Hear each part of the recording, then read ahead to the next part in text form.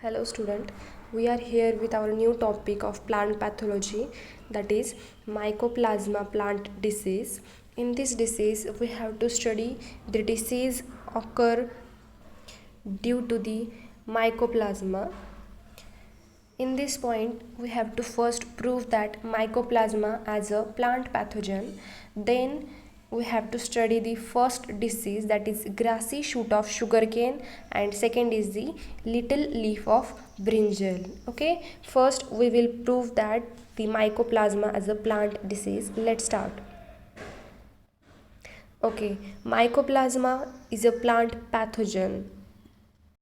The Japanese plant pathologist Doi et al. In 1967, he reported that the mycoplasma causing disease in mulberry dwarf, and he also observed that the presence of mycoplasma in the phloem.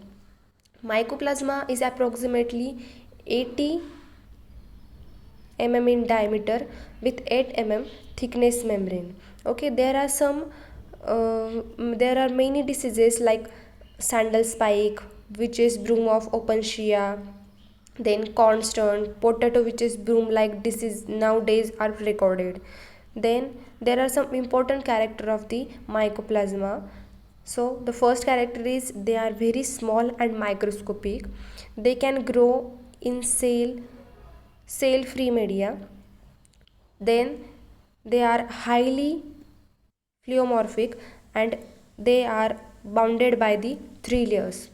They are slightly or highly resistant to penicillin but inhibited by the tetracycline.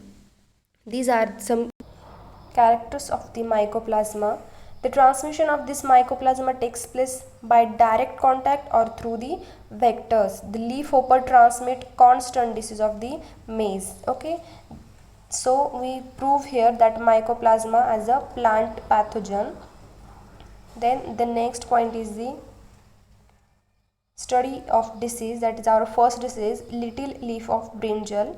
We have to study this disease with respect to or with reference to the symptoms and signs and the control measures. First of all, the causal organism of this disease is mycoplasma, and we know that we are studying mycoplasmal disease. The symptoms of this disease is the little leaf of brinjal is also severe in many part of the India. This disease is characterized by the reduction in size of the plant, particularly in leaves, which are malfolded into tiny chlorotic structure. Okay, here also the leaves are getting chlorotic and the height of the plant or the size of the plant is getting stunted. The size is reduction in the leaves of the size of the leaves also. Then the foliage of the plant or the foliage on affected plant is clustered together and malfolded beyond the recognition, and plant become mostly sterile. These are some symptoms. In this, the affected foliage or the affected leaves are coming together and forming a bunch like structure, and the plant is become sterile. Most of the plant becomes sterile. The disease has several alternate hosts including Datura species. In Datura species, also the mycoplasma causing the same disease. And then the axillary bud grow with short internodes, giving a bushy appearance in case of heavy infection, so that the flowering and fruiting completely inhibited.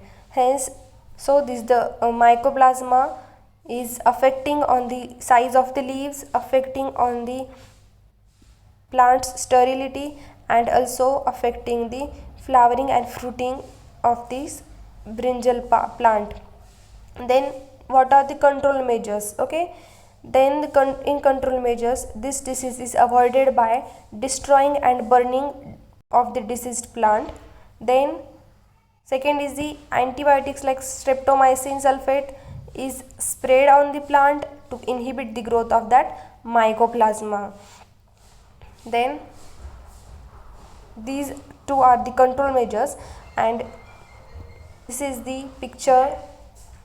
This picture shows the malfolded and the united or bunchy leaf of the brinjal. Then next disease is the grassy shoot of sugarcane. Pathogen is the phytoplasma, and this disease is occur on the plant of the sugarcane. Then the causal organism is the phytoplasma, or this disease is caused due to the phytoplasma.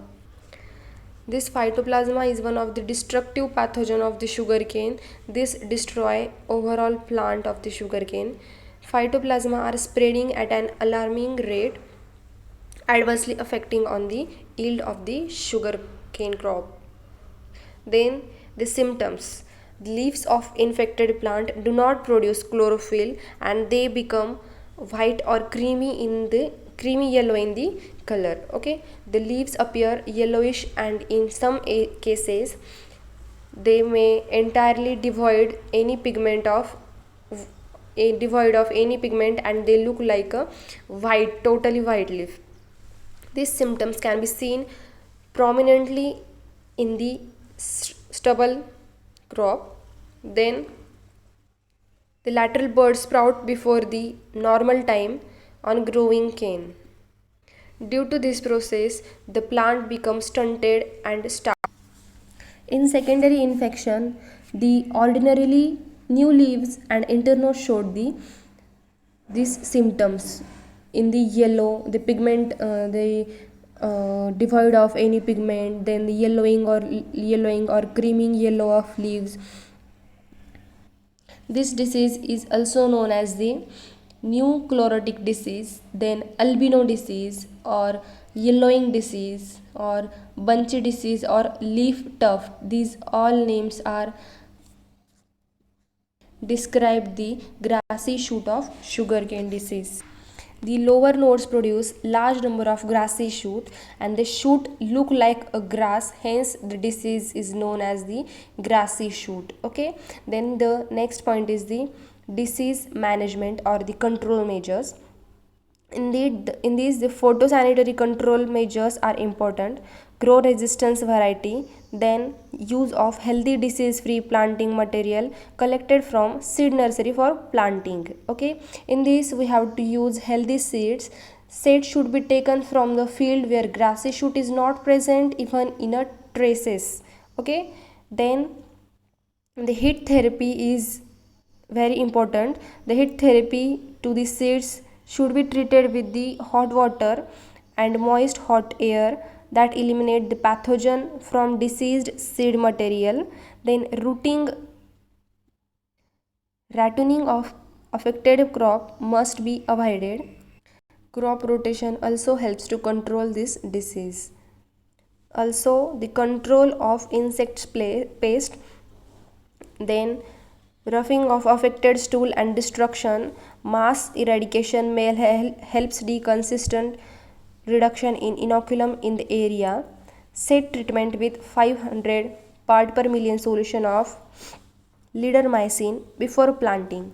So these are all are the disease management or control measures of this disease.